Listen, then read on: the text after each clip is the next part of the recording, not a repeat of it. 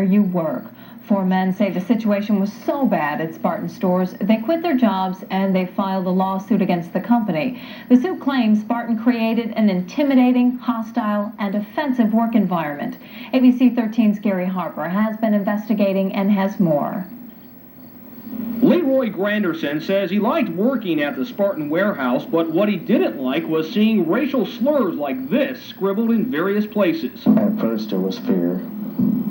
I didn't know exactly how to take it. Papers filed in the suit say black workers were referred to by racial slurs like these on your screen. The suit even claims one white person told a black co-worker, "I think every white person should own one of you guys." Granderson claims incidents like these were reported to management, but nothing was ever done. I didn't know how far they were willing to take it, if it would affect my children at school or my wife. I was getting phone calls at home, stuff like that. We came out to talk with company officials here at Spartan, but they declined an on-camera interview with us. But in court documents, attorneys for Spartan deny the allegations. They do admit that Leroy and other black co-workers complained about being discriminated against, but in the lawsuit, they responded saying, quote, "The defendant affirmatively states that all such complaints were promptly investigated and timely and remedial action was taken." But Leroy claims no one was ever reprimanded, so he and 3 other black workers want the issue settled in courts. Working for you in Grand Rapids, Gary Harper, 13 Eyewitness News. The suit is pending in circuit court. All men say they've suffered emotional distress and have been counseled by mental experts. They're asking for more than $20,000 in damages. Our guests for coming to participate in this program, and today we're going to be talking about what we've all been shocked about in America recently with the rampant and the magnitude of racism in corporate America. Avis, Denny, and Texaco. Well, because Black Perspective has been the racial conscience of West Michigan, we have found a case over here that has some similarities to all 3 of those, and that's Spartan Incorporated. And we have here today as our guest Mr. Stephen Drew, who is the attorney for a group of young men who have suffered some of those alleged cases of racism. And so we're going to get started in our discussion because we have a lot to talk about, and I don't want to take too much time with me talking. And so at this point, I'm going to ask you, Mr. Drew, once I want to thank you for coming. This is a program that is focused around the public interest, and it's an obligation to meet the interest of the public that we talk about this issue and bring it to the forefront. And I'd just like for you, real quick, for my audience here, is to give us a summary of what's happening out there. Well, the case we're involved in is about the work environment that our clients have been involved in at Spartan Stores, which is located out, so distributing the Spartan food label out on 76th Street in Byron Center here in Grand Rapids. And the case is involved about the work environment. We are alleging that there is a hostile work environment, an offensive work environment, and even a racially intimidating work environment out there. And so the case is about what the corporate response to that is, or the corporate responsibility to deal with that, to correct it, and things of that nature.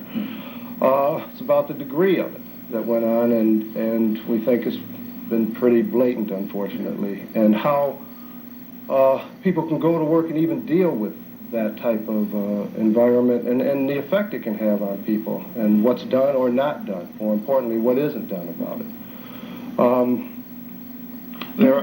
If you could, Mr. Drew, give us some examples of some of the corporate racial or corporate racism that you've alluded to in your case against Spartan Incorporated. Well, this case is not about management themselves doing it, but about the response, or more importantly, the lack of response when things are brought to their attention, or more importantly, not having a prompt and adequate response. And that obviously is a matter of degree. But when things are as blatant as what was going on at Spartan Stores, in the warehouse, for the African-American men and women that were working there, you have to look at what is happening and why not. And we think that it is important for it to be dealt with legally, as well as in a public sense, about what that response is. Okay, now you talked about promptness of response. So if we could, let's bring up some examples of some of the racial incidences that have taken place there, and let's talk a little bit about time frame. Okay, well, our case is about things that have gone on at Spartan Stores from 1992 to the present. Whether it happened before that or not, we're not involved directly with that.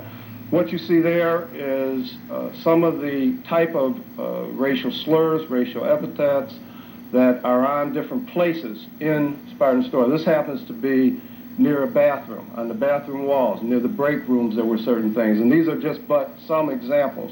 The K3 stands for Ku Klux Klan, the KKK, written on the walls where employees would go to.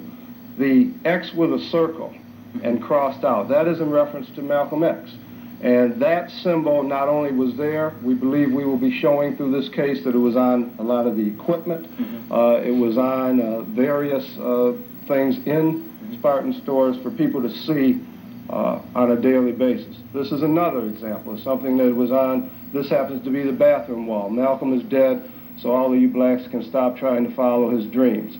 That got him nowhere fast, KKK. How long was this up on the wall, and some of those, and the one previous to that? How long were these kinds of racial epithets out on the wall? We believe that, well, there was more than just these, but we believe some of them were on for weeks.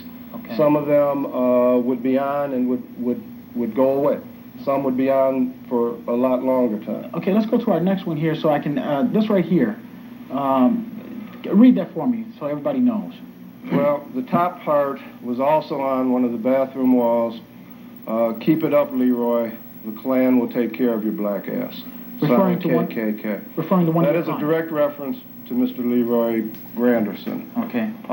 And there are instances, unfortunately, this is what we talk about with racial intimidation. Right. To have to come to the workplace and worry about what may be involved, whether you're safe or not, things of that nature. I happen to think, as an attorney and as a public citizen, that's important. Sure.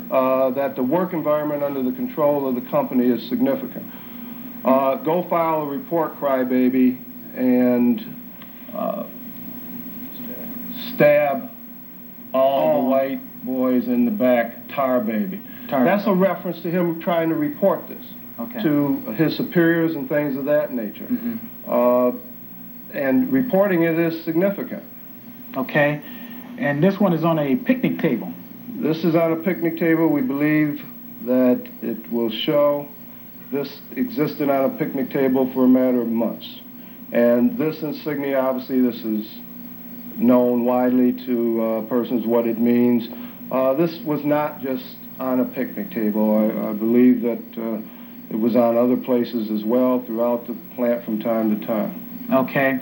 And then, now you say, once again, how long was this going on again, Mr. Drew? We're talking about instances. These are not, in our opinion, isolated instances. These are things that have been going on since at least 1992 with what we've been doing. Okay, now this is a jacket. This is a jacket. You can read it for itself. The N-word, as some people would say, go home. This was placed on a jacket and put in between the locker of Mr. Granderson and Mr. Hobson. So it says, nigger, go home. Yes. Okay. All right, and then this is one of your clients' lockers here. This is one of the things that I just can't believe. This is a locker of Mr. Terrence Dalton. Okay. His pictures of his kids were torn, and on his locker there was written KKK, Nigger, which is nigger, is crossed out, die, and then a noose. Okay. And then some months later, Mr. Dalton walks into the bathroom and sees what is shown in the next picture. Okay, let's see the next one then.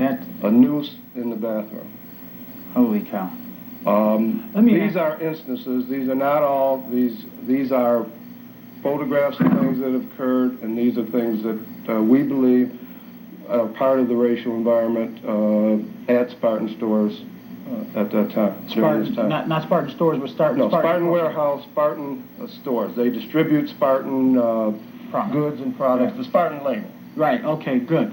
Now, one of the things that I'm going to say here to my audience, that an invitation was extended to Spartan Stores Incorporated to participate in this discussion.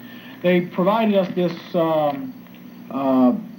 media statement, and I'm going to read to you real quickly what it says in a single paragraph, and then we'll go to break and we'll come back and we'll talk to some of your clients here. It says, Spartan Stores consistently strives to provide a positive, harmonious work experience for all employees. When situations occur that create a less than positive work environment, our goal is to promptly respond with appropriate corrective action, including disciplinary measures if warranted. Our efforts to achieve our goal of a truly diverse and harmonious workforce are ongoing. Excuse me. So this is what we're going to do, folks. When we come back, we're going to talk a little bit about how it was to work out at Spartan Stores Incorporated. We're going to hear from these young men who were employees out there and who are now the clients of Mr. Stephen Drew, the attorney who's come here and has informed you, the audience, and myself about some things that are going on, not just nationally, but right here in West Michigan that need some very serious redress and address. So we'll be right back with the second half of our program. God bless. Okay, before we move on with our discussion, I want to say that we're talking about a lawsuit currently that's in place against Spartan Stores Incorporated, and we've had Mr. Stephen Drew here as an attorney to a group of young men who are. Is this a class action suit? No, it's an individual action, a multi-party action. Okay, just to get an understanding there. I just want to let folks know that this media statement was faxed to us the day that we put this program together, along with the jobs that we have been after for 4 years.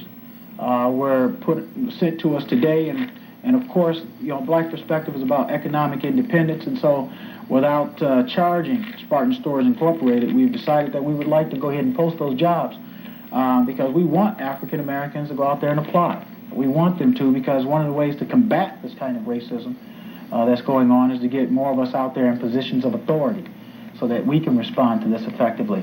And that's one of the things I must note in this program, people.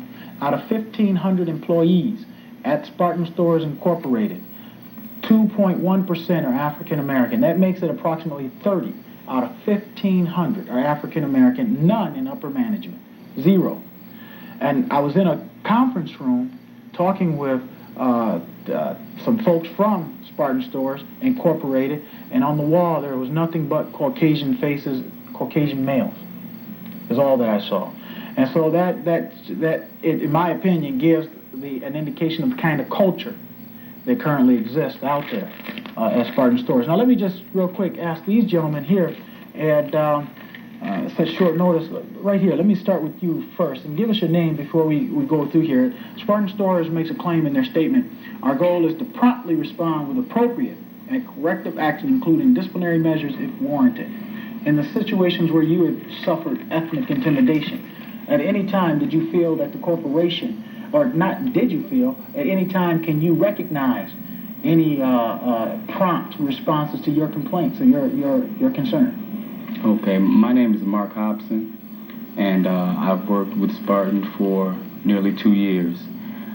I wouldn't say prompt would be the word. I would say that many complaints that I had written to upper management in regards to things that I had saw on walls and on Spartan equipment remained there for quite some time. So prompt would definitely not be the word I would use. Okay. Over here, what kind of situations did you... Now, you were one of the ones who was actually referred to in one of the pictures there, correct? Correct. Give us your name again. My name is Leroy Granderson. And which picture was relevant to you? The one, Keep It Up, Leroy, and the Klan will take care of your black. What was the motivation behind that? I had witnessed a lot of things that have been put up throughout the warehouse, and I went to management to let them know about it so that something could be done. And it seemed like the more that I would go to them, nothing would get done, and the more things would happen. Mm-hmm. And that's when I saw that. And pretty soon, the anger was focused towards you then? Correct. As a result of you doing the right thing? Correct. Okay. Give me the name back here. My name is Bruce Michael Wilson. Bruce Michael Wilson? That's correct. Okay, and tell us some of the things that you witnessed out at Spartan Stores Incorporated. Well, I think all of us individually have witnessed different scenarios of racial things that took place, but collectively we all witnessed the same kind of and experienced the same thing. numerous occasions I took down clippings from newspaper articles that were racially explosive. A couple personal incidents that took place also, or it was devastating all the way around. Did you ever feel fearful of your life? Did you feel physically threatened by the atmosphere or the conditions that you were forced to continue to work in out there? Well, during the time that it took place and it escalated, it continued to escalate. Yes, I felt threatened. I was frightened at times. You know, we worked different shifts. We got off work late at night. You know, there was a fear factor there. I was also indirectly threatened. My life was, and I had learned that later on. And when I did learn it, it was shocking to me. Because had I known then, I don't know what I would have thought. And do you feel that Spartan Stores Incorporated addressed this to your satisfaction? No, absolutely not. Okay. Absolutely. Now, the experiences that you had out there, and the reason I'm going to tell my audience, the reason I'm asking each of you individually is because I want people to know that there were some unique aspects about every experience that went out there, but it was all under the auspices or the umbrella of racism. And that's why I'm going to you individually to ask, you know, what your experience was like out there with regard to things that you can highlight for us here, because this is a learning experience for Black America as well as white America, conscientious white America, folks who want to change things, who truly want to improve race relations. These kinds of things have to be dealt with in a swift fashion. And so, not to sound like Judge Ito, where I'm trying to be biased in one way or the other, because we are an objective program, but I think that if there's any indication, any foundation for the claims that are being alleged here, then we must address this as soon as possible. Let's get your name real quick, if we might. My name's Terrence. You got to hold the mic up. My name's Terrence Dalton. Okay, Mr. Dalton. Terrence Dalton, you were a part of one of the pictures as well. Yes, I was. Were you the one dealing with the news? Yes, that was referred to me in the bathroom in the perishables building. And when you went in there, how many other people went into that bathroom prior to you going in when you noticed that? Well, right before I went in there, 3 guys came out, and at that time we was dressed in hooded clothing where I couldn't see their faces. So they just hurry up and left up out the restroom, and when I walked in there, I seen the noose, and I was kind of shocked. I was upset, and, you know, just felt, you know, raped and didn't know who to, you know, talk to. And then if I do talk to somebody, how would they react to it? Would they, you know, take care of it right away? And, you know, they didn't. You know, they never did follow up on it or investigate it. Okay, now, you say never followed up or investigated. So you made, obviously, Spartan Stores Incorporated aware of what you had saw. Who took those pictures? I believe it was Steve Miller. Okay. And, well, that picture there, that's when I had walked into the bathroom and noticed that. And I, you know, I tried to be calm about it, whatever, but I just, you know, I started crying. You know, I never experienced nothing like that. Maybe my parents have, but I never thought that exists still today, and more likely at the workplace, you know. Was there anybody ever disciplined for that? No. So the good old boy syndrome kicked in, and no one told on the other, and so the people who were employed there, the people who were responsible for that, are probably currently employed there right now. Yes, they are. Mr. Drew, because of that, because in all these cases, and let me just briefly ask, and if anybody knows for certain, then let me know, but in any of these cases, was anyone ever removed from their jobs as a result of ethnic intimidation that have directly affected either of you? As far as we know, as far as in this matter, there's been no terminations in that regard, except Mr. Dalton has been recently terminated. Mr. Terry Dalton, the guy who saw the guy, yeah, the one who was expected to go out to work, and after having experienced this type of thing and seen that, has been terminated a couple of weeks ago. He's in part of the case, terminated 2 or 3 weeks ago, I believe, for disciplinary actions. Now let me ask you, with again, Mr. Drew, knowing that these employees who are responsible for this activity are still possibly employed there, is this still going on there? Well, we don't. It's our belief, and Mr. Dalton has been there recently, that there are still some things going on. at Spartan stores to this date. Also, and part of this case is an adequate response. If you have other kinds of problems, you deal with ways to take care of it. How important is this problem in the total picture, the total setting? Do you do what you do when you have other internal problems? Why hasn't this type of activity that is going on been terminated or stopped? Okay. I want to thank you guys for coming. I greatly appreciate it. It took a lot of courage to come here. It really did, because this thing is in litigation, and we really want to thank you guys for feeling compassionate enough to come here and courageous enough. Stay tuned. We'll have Urban Scholar Report.